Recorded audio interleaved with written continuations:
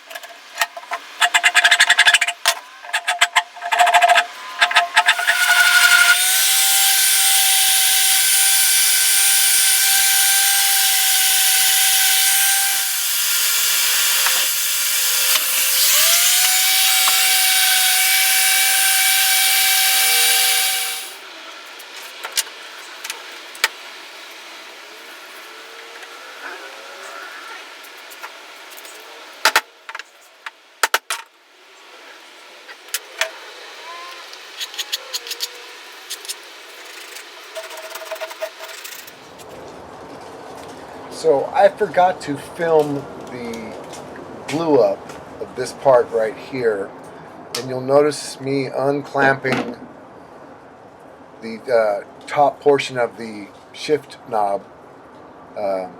So what you'll see next is I'm going to go trim that off, but I wanted to fill in that top section, and I added two pieces and glued it together as you just saw me take the clamp off. But anyway, that's what that was.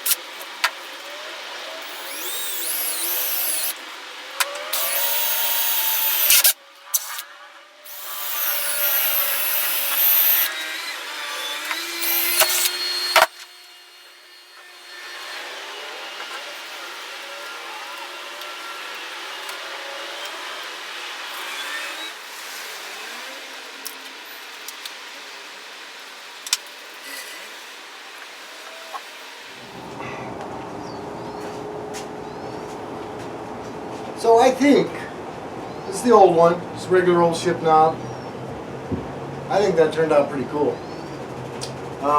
This is a Shears shipped knob for Markus Hoffman's shipped knob challenge.